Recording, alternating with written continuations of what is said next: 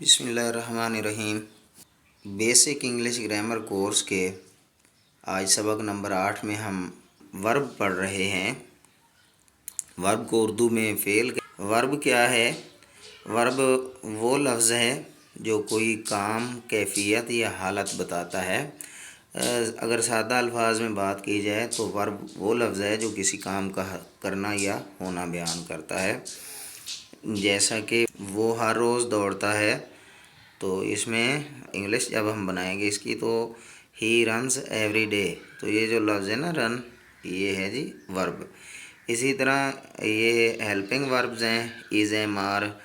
تو جیسا کہ وہ خوش ہے، ہی از ہیپی، تو از ورب ہے۔ ایٹ کھانا کھانا، وہ چاول کھاتے ہیں، دے ایٹ رائس، اس میں ایٹ کیا ہے؟ ورب ہے۔ سلیپ سونا، یہ بھی کام ہے یقیناً۔ میں جلدی سوتا ہوں، آئی سلیپ ایئرلی۔ اب ہم ورب کی اقسام دیکھتے ہیں۔ تو بیسک انگلش گرامر کورس کے لیے یہ 3 ورب کی اقسام کافی ہیں، جیسے کہ ریگولر وربز، ایریگولر وربز اور ہیلپنگ وربز۔ لیکن میں نے جتنی بھی اقسام بنتی ہیں ان سب کو آگے ایکسپلین کیا ہے، اس ویڈیو میں آپ دیکھ لیں گے۔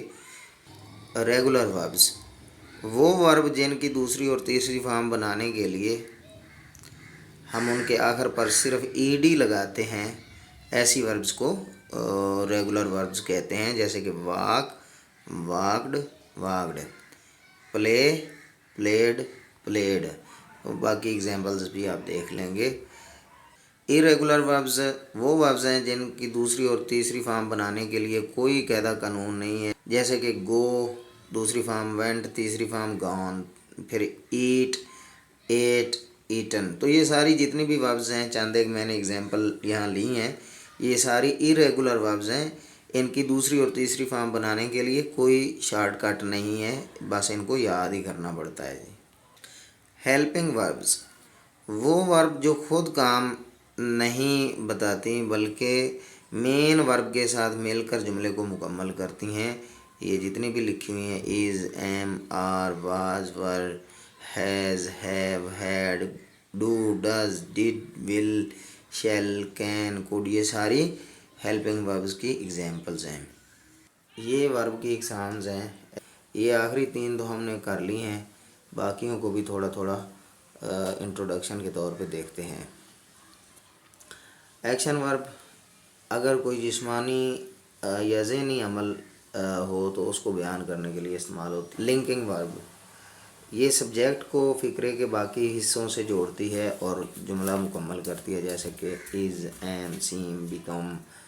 ماڈل وربز یہ اجازت یا امکان کو ظاہر کرتی ہے، جیسے کہ can, must, should, will, shell وغیرہ وغیرہ۔ ٹرانزٹیو ورب اگر ورب کے بعد آبجیکٹ بھی فقرے میں آئے تو پھر وہ ورب ٹرانزٹیو ورب کہلاتی ہے، جیسا کہ buy, cook, read, buy something, cook something, read book, love to anyone, means کہ یہ اس فارم میں استعمال ہوتی ہے۔ انٹرانزٹیو ورب اگر ورب کے بعد آبجیکٹ نہ آئے تو پھر جیسا کہ میں سوتا ہوں، آئی سلیپ، تو پھر آبجیکٹ نہیں ہے نا اس میں۔ وہ ہنستا ہے،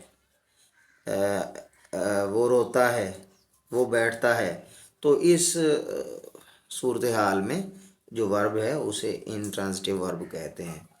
اسٹیٹو ورب کیا ہوتا ہے جی؟ یہ کیفیت یا حالت کو ظاہر کرتی ہے، جیسے کہ نو، جاننا، لو، بلیو، وانٹ۔ مطلب کوئی جسمانی کام نہیں ہے، ذہنی کام ہے، ذہنی خیالات ہیں یا کوئی کیفیت ہے۔ پازیٹیو ورب اس سے مراد ہے کسی کام کا کرنا یا کروانا، جیسا کہ میک، بننا، لیٹ، ہیو، گیٹ۔ فریزل ورب کیا ہوتا ہے جی؟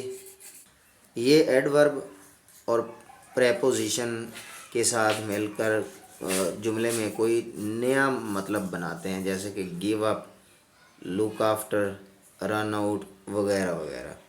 اس کے بعد ہے انفینیٹیو ورب۔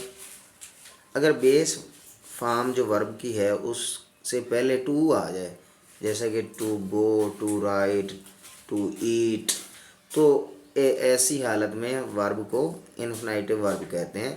ریگولر ورب کیا ہیں، ارریگولر کیا ہیں، ہیلپنگ وربس کیا ہیں، یہ ہم پہلے ہی سیکھ چکے ہیں اس ویڈیو کے شروع میں۔ جی یہ تھا ہمارا آج کا لیسن، دیکھنے کے لیے بہت شکریہ۔